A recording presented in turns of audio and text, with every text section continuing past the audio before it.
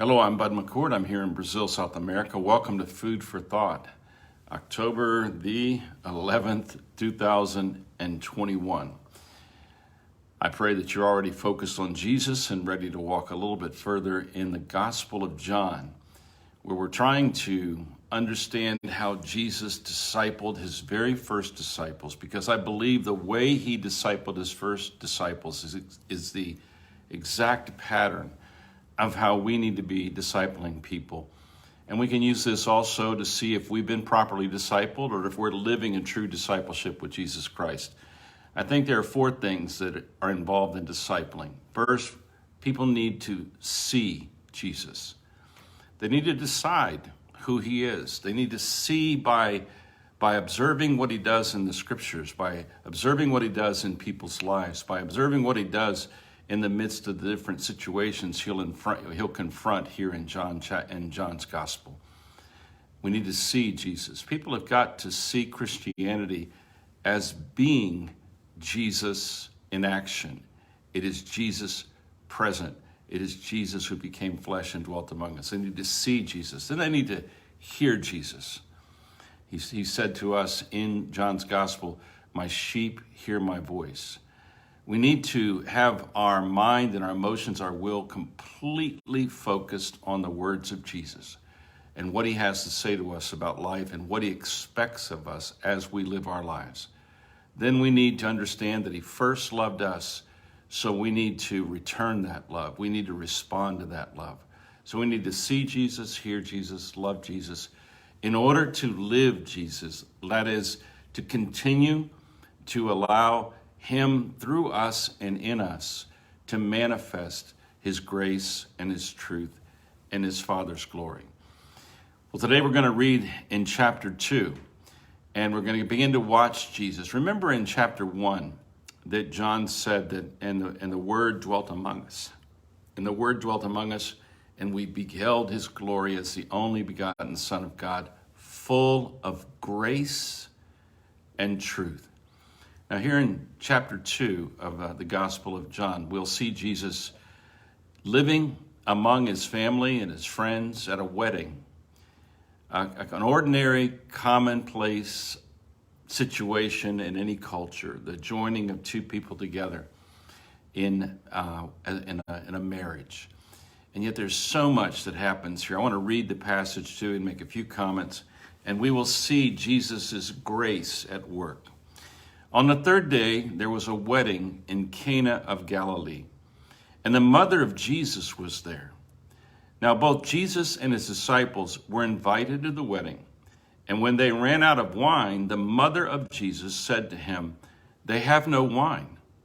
Jesus said to her, "Woman, what does your concern have to do with me? My hour has not yet come." His mother said to the servants, "Whatever he says to you, do it." Now there were set there 6 water pots of stone according to the manner of the purification of the Jews, containing 20 or 30 gallons apiece. Jesus said to them, "Fill the water pots with water." And they filled them up to the brim. And he said to them, Draw some out now and take it to the master of the feast." And they took it. When the master of the feast had tasted the water that was made wine, and did not know it where it came from, but the servants who had drawn the water knew, the master of the feast called the bridegroom. And he said to him, "Every man at the beginning of a wedding, sets out the good wine. And now when the guests have well drunk, then the inferior. You have kept the good wine until now." This is the beginning of signs Jesus did in Cana of Galilee, and manifested his glory, and his disciples believed in him. After this, he went down to Capernaum, he, his mother, his brothers, and his disciples, and they did not stay there many days. You know, the Bible opens, and it says that the world was created by the voice of God, the voice of Jesus, in just a very limited amount of time, 6 days. But here we see God's patient work with humanity. Jesus is probably 30 years old at this point in time.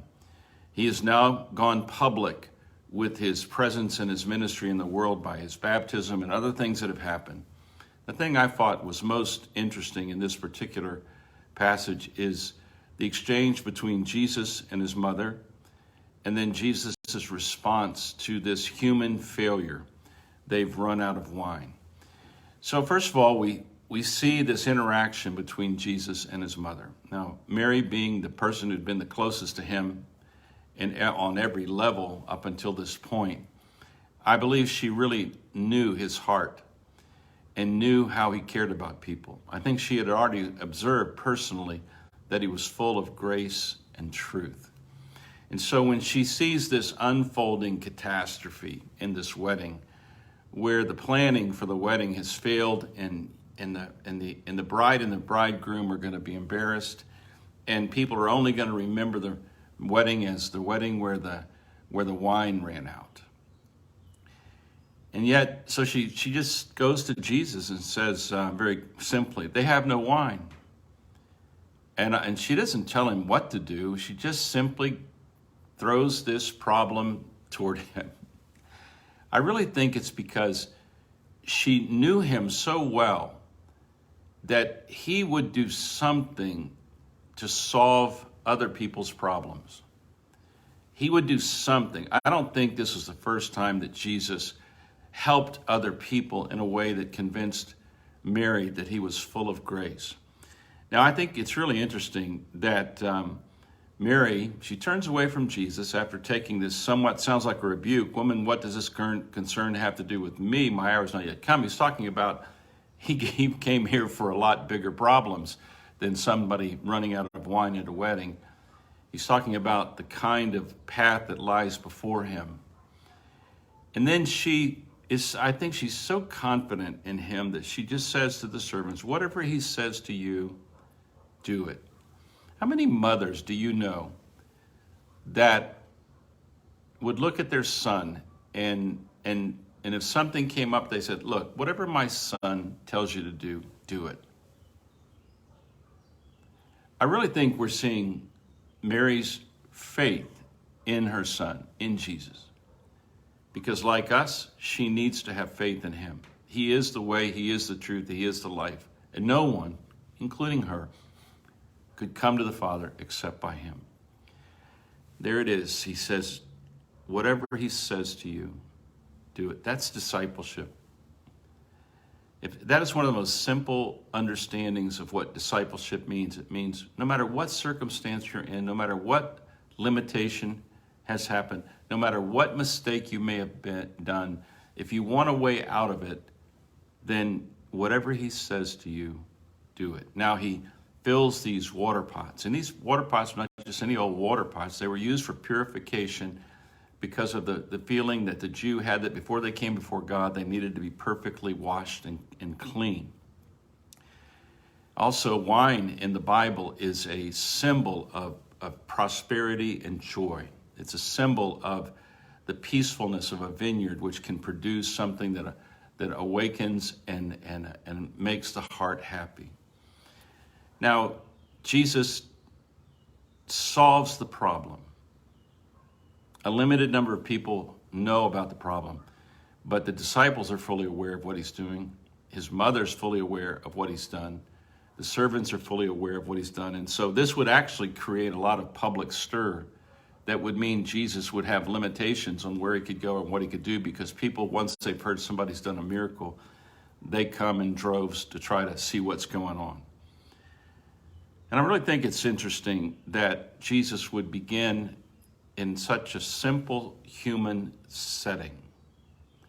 You know, I over the years as I've read the scriptures, I've just been amazed at that the patience and the grace of Jesus with humanity as it is,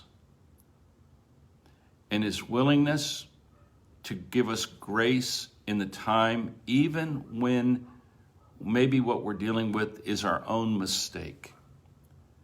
He is gracious. He is full of grace. Well, what is grace? Grace is giving to us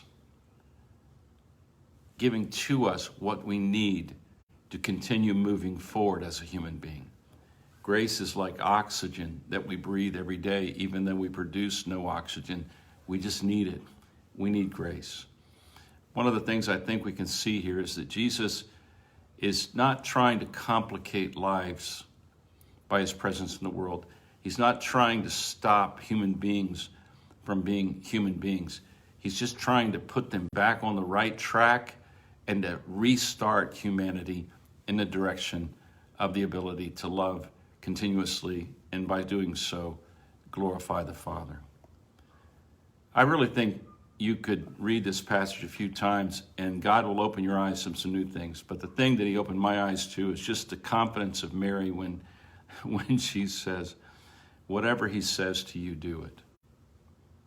Now, I want you to think about your life, maybe the life of your children or your grandchildren or friends, and would you have the courage to look them in the eyes in the middle of their most difficult moments and just say what Mary said, whatever he says to you, do it.